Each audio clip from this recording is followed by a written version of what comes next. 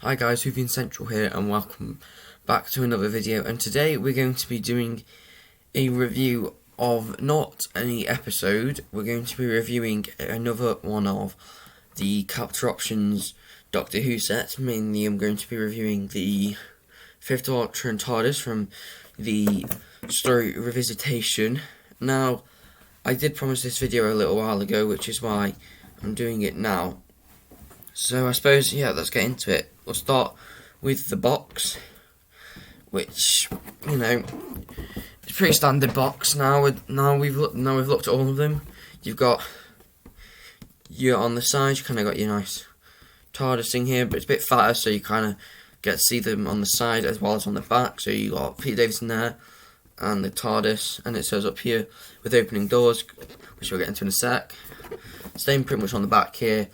And then it tells you a little bit about the episode on the back, which is very cool. But yeah, I mean, I've already looked at it before. And then on the front, it's very standard.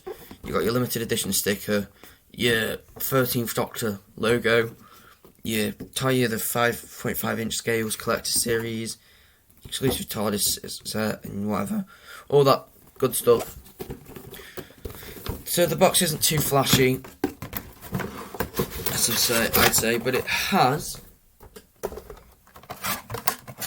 on it. Apparently, I haven't cut this properly. Give me a sec. Right, there we go. I've got the plastic out. So now, if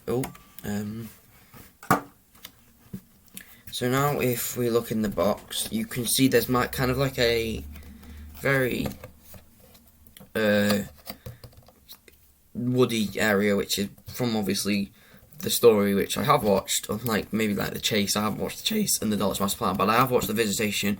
I've done a review on the Visitation, so you might want to go watch that if you enjoy like medieval kind of episodes, a bit like the Time Warrior and stuff. But yeah, and then it's got the weird Grim Reaper guy, who is not my favourite character in it for one time off, but you know, still pretty cool considering he does kind of lurk around the TARDIS for most of the episode. Now, obviously, now we're on to the bulk of the reason you're here, which is probably the TARDIS. Now, yes, this TARDIS is expertly recreated as by the people. It looks almost identical to the one in the actual episode and in obviously probably most of Pete Davidson's run.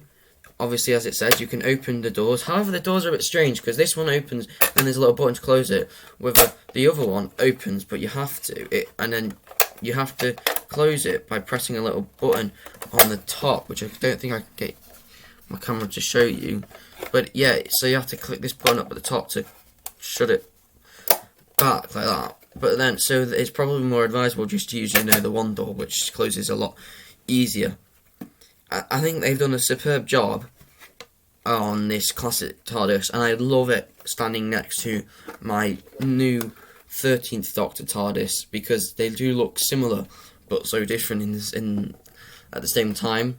Especially the top of the thing, it's more refined in this new one, whereas in the older one it's more fat and just out there.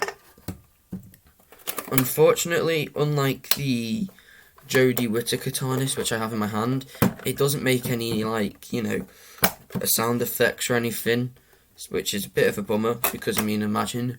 But then obviously I think the price of the set would probably have had to have gone up to accommodate for that.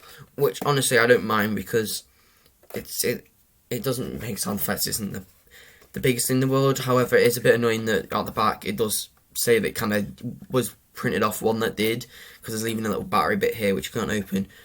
So that just is a bit of a bummer.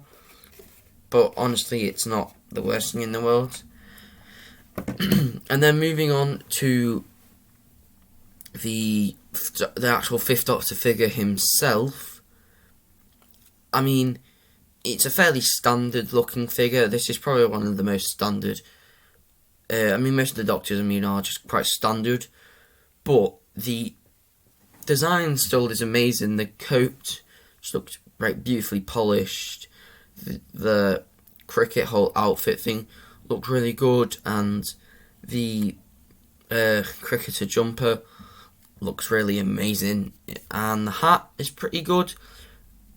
It looks like the Doctor's hat. However, I unfortunately think that the hat kind of takes away, because I like it when he's not wearing the hat, because he just looks a bit better with it. It feels, because the hat kind of makes it look a bit weird, especially with there's like a little bump in the top, which is just a bit strange.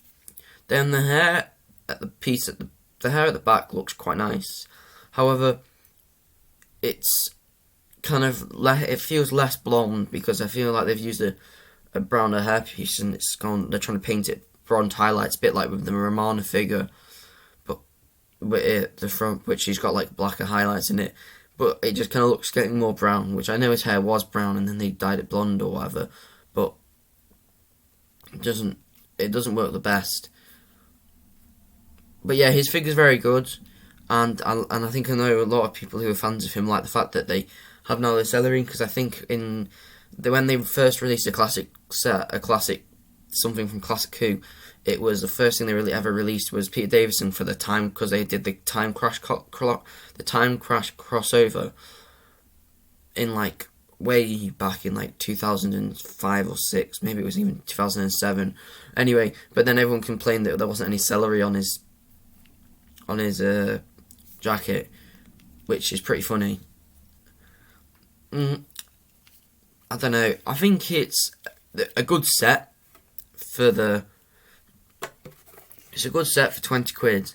However, I think for most of the TARDIS sets, unless you have a significant amount of money that you're going to pay on, not significant, unless you have like lots of money that you're not going to need to use over and over, that you're not going to need, you don't really need to buy more than one. So now you've got the fifth Doctor's TARDIS. There's no point in getting one that's got the third Doctor's TARDIS in. And I know that does sound contrary, considering I got the 13th Doctor's. But first of all, this one does make noises, and like, so you can actually use it while it's doing the TARDIS effect. But also, the new series TARDIS does look a lot different. So if they did release a Matt Smith and TARDIS set, I'd say, and you have the Pete Davison one, you can buy that. But if you have the Pete Davison one, or you say you've already bought the Patrick Troughton from the War Games one, then there's not much point in buying this one. Except for maybe the Pertwee one, the Pertwee one from Monster of Peladon. It's a bit like, I really like blue. I don't know why they've done that. I know it's a bit lighter in it because of the way it was, but I mean, it was darker for most of it and then it came lighter a little bit. But I don't understand that decision, but all around, this one's a really good TARDIS. I think it's quite intricate and they put a lot of detail into it, especially with the public call. I don't know if you can see, but the public call has like a little bit of rusty, kind of musty thing on it, showing, and then the windows there's a bit musty, showing that it's been on like a lot of travels and it goes around to a lot of places, which is quite nice. But yeah, and honestly, it's just quite intricate. It's got a lot of detail put into it. The keyhole, the door, and I just love having my fifth Doctor like stand like that. You know, like he's just come out the TARDIS door. And I'm sure that if you do stop motion, this will give you so much replayability. I mean, I'm sure without a TARDIS set, it was probably quite difficult to actually make stop motion for Doctor Who, because I mean, how are you actually meant to make stop motion? I mean, it's the same, I suppose. If you haven't got a companion, you can probably do it, but if you haven't got a TARDIS and you haven't got a Doctor, it's going to be difficult to do a stop motion, which is, you know, good that you get at least a Doctor and a TARDIS. Yeah, well, Peter Davison, not my favourite Doctor. He has some decent stories, but overall his era doesn't really get too good until season 21, and by that point he's almost kind of bowed out.